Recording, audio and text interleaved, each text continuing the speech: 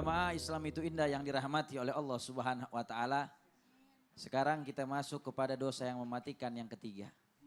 Tanpa kita sadari ini adalah salah satu penyebab kita miskin amal ibadah. Bu, apa sih Bu dosa yang mematikan yang ketiga? Yaitu sifat malas. Sifat malas. Pernah gak kita satu saat mengalami sifat malas? Sering kali. Ya Bu ya? Banyakan malesnya, banyakan rajinnya. Banyakan malesnya. Hati-hati tuh dengan yang namanya sifat malas. Kata Al-Imam Syafi'i rahimahullah, beliau katakan bahwasanya an-naumu indi wal kasal. Ahla madakin minal asal fa ilam tusaddiqni fasal madama misli fil kasal. Kata Imam Syafi'i, sesungguhnya doyan tidur dan sifat malas itu ada pada diriku. Maka tanyalah kepadaku bagaimana rasanya. Karena sesungguhnya doyan tidur dan malas itu rasanya lebih manis daripada madu. Tanyakan kepada aku, kata Imam Syafi'i, selama aku masih memiliki sifat malas. Ini maksudnya Imam Syafi'i bukannya pemalas, tapi Imam Syafi'i memberi pelajaran kepada kita jangan sampai kita punya sifat malas. Kalau Imam Syafi'i rahimahullah adalah ulama madhab yang begitu rajin, luar biasa, alim, wara, juhud, ahli ibadah. Maksudnya biar kita paham bahwasanya sifat malas itu dapat merusak dan juga dapat menyebabkan kita miskin amal ibadah. Hati-hati. Dan sifat malas ini menular. Di dalam syair dikatakan bahwasanya la tashabil kaslan fi halatihi. Jangan sekali-kali kamu berteman dengan orang yang pemalas. Di dalam segala hal keadaan apapun. Gak boleh berteman sama pemalas. Kenapa? Kam salihin bifasadin akharin yubsadu. Berapa banyak orang yang baik, orang yang benar rusak gara-gara berteman dengan pemalas. Adwal balid ilal jalidi syari'atun. Sesungguhnya penularan daripada penyakit malas tersebut kepada orang yang rajin itu begitu cepat. Seperti apa? Seperti bara api yang dimasukkan ke dalam pasir. Maka segera itu pasir akan menempel kepada bara api yang menyala tersebut. Sehingga apa? Api itu akan padam. Yang tadinya orang rajin bisa jadi malas. Bahkan guru saya, Abuya Kiai Haji Nur Hasanuddin bin Abdul Latif, pimpinan Pondok Pesantren Darussaada, Malang, Jawa Timur. Beliau itu ngingetin kepada kita santrinya. Kalau seandainya pada saat duduk di majelis taklim seperti ini nih Bu, ada di antara jamaah yang malas, yang ngantuk, yang tidur, maka teman yang di sampingnya bangunin. Kenapa? Karena kalau yang satu yang malas, yang tidur kagak dibangunin, maka nanti nular satu studio tidur semua. Tepuk tangan Bu, biar gak ngantuk. Ya Bu ya. Kalau saya enggak ngantuk. Gak ngantuk. Cuma memikirkan tausiahnya, oh begini. Oh, iya. sambil merem. Membayangkan. Ngelenyap ya. Ini hati-hati tuh. Penyakit malas. Dikatakan bahwasanya al-kasal yurisul ghaflah anillah. Sifat malas itu bikin kita lupa dari mengingat Allah Subhanahu wa taala. Karena kalau sudah lupa dari mengingat Allah, nanti ujung-ujungnya akan yurisu taswiful amal. Akan menyebabkan kita menunda-nunda amal kebaikan. Kalau sudah menunda-nunda amal kebaikan, maka nanti akan yurisu taswifu taubah. Akan menyebabkan kita menunda-nunda bertobat daripada dosa yang kita lakukan. Dan pada akhirnya yuflis yaumal qiyamah. Jadi orang yang rugi, orang yang bangkrut. Karena di dunianya malas-malesan. Ketika dibangkitkan nanti di hari kiamat. Jadi orang yang bangkrut tidak punya amal soleh. Dan orang yang pemalas, dia jauh daripada kesuksesan dunia dan akhirat. Nauzubillah min dzalik. Mana ada orang malas yang jadi orang kaya? Gak ada. Mungkin. Iya. Masya Allah, jazakallah khair. Makasih Terima kasih. banyak ya Ustaz Ahmad Khan atas penjelasannya. Mudah-mudahan bermanfaat buat semua. Alhamdulillah. Jadi udah ada berapa dosanya Bu? 3 yang bahas ya Bu ya. Tinggal 1 tadi apa Bu? Masih inget gak? Iri, nafsu, malas. Tuh 2, 3. Iri, nafsu, malas. Nah sekarang 1 lagi nih, apa nih ya yang bikin kita penasaran, yang sampai-sampai kok dosa ini bisa sampai mematikan. Apa sih dosanya? Yuk langsung aja kita minta penjelasannya dosa yang keempat dari Ustadz Cecep Maulana Maulidin. Waktu silakan Ustadz Cecep. Assalamualaikum. Apa sih doa mematikan yang keempat? Doa mematikan yang keempat adalah sombong. Dosa yang keempat yang mematikan itu adalah sombong. Dosa yang mematikan. Dosa yang mematikan. Ini penting sekali nih, kadang-kadang anak muda maaf. Ingin terlihat gagah pakai tato. Gak sadar kalau dia bakal tua, betul tidak? Kalau tua keriput masih muda, tatonya ular naga. Udah tua jadi cacing tambang. Betul. Masih muda tatonya, wah burung elang, set. Begitu tua jadi burung puyuh. Keriput. Ingin sombong, apa yang harus disombongkan, betul? Innallaha la yanzuru ila azamikum wala ila suwarikum. Allah tidak melihat fisik, Allah tidak melihat muka gantengmu, muka cantikmu. Tapi Allah melihat hati dan amal perbuatanmu. Maka jangan pernah kita sombong.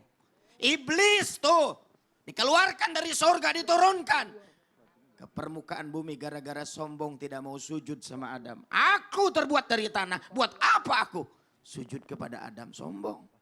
Betul? Makanya jangan pernah kita mensombong, tidak. Apalagi maaf, seorang anak yang menyombongkan diri. Apalagi sombongnya kepada ibunya. Saya lihat sebuah video tadi malam.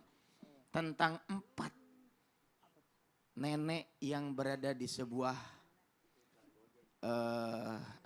panti jompo. Jadi mereka bersahabat, mereka menantikan, mereka menunggu. Bagaimana sebenarnya anaknya? Kata yang pertama, anakku mau datang besok. Oh kalau anakku mau datang lusa. Kata yang ketiga, aku nanti yang Kemis, aku yang Jumat. Asik akan ketemu dengan anak-anakku. Ternyata di hari besoknya itu apa yang terjadi? Anaknya tidak datang, nangis si ibu ini. Di hari berikutnya yang kedua pun tidak datang, yang ketiga dan yang keempat. Sampai di akhir hayatnya, sampai terakhir di depan kaca dia berkata, "Nak, kemana kamu, nak?" Janganlah kita lupa dengan orang tua kita, sombong karena kedudukan tinggi, sombong karena sudah kaya, sehingga lupa kepada ibu kita. Tetaplah ingat, rendahkan hati kita. Jangan sampai kita bersuara kepada orang tua kita dengan suara yang tinggi. Yang lebih, rendahkan, tawadhulah dengan orang tua kita. Insya Allah kita akan mendapatkan kenikmatan dan rezeki yang besar. Terima kasih banyak Ustaz Cecep, ya Allah luar biasa. Ini bicara masalah tentang rasa sombong ini kadang-kadang manusia tuh gak sadar. Ya. Bener kan? Gak sadar dengan apa yang dia udah lakuin itu ternyata ngomong sih maksudnya biasa aja. Tiba-tiba ada rasa sombong yang terselip dalam omongan. Itu juga kadang-kadang bikin gak sadar. Jazakallah khair, makasih banyak Ustaz Cecep atas penjelasannya. Mudah-mudahan bermanfaat buat semua. Alhamdulillah. Masih mau sombong Bu? Lagian ngapain sih sombong mentang-mentang syuting terus tiap Ya hari makanya gitu. gini, kalau ada orang sombong di depan orang sombong adalah sedekah. Yang dia rasakan sendiri. Karena hidup ini tidak boleh apa yang mau disombongkan Bu. Kecantikan, cari orang cantik 50 tahun yang lalu. Coba lihat, kalau nggak kendor sekarang. Harta, biar bagi banyaknya harta akan ditinggal. Akan ditinggal. Coba lihat Gak orang usah mati lah. Bu, orang mati di kuburan yang bawa harta nggak? Nggak ada. Nah nih buat jamaah yang di rumah langsung aja yuk. Sama-sama kita dengarkan kisah inspiratif yang dibawakan oleh guru kita Ustadz Syam. Tepuk tangan buat Ustadz Syam. Silakan Ustadz Syam. ألم يأن للذين آمنوا أن تخشع قلوبهم لذكر الله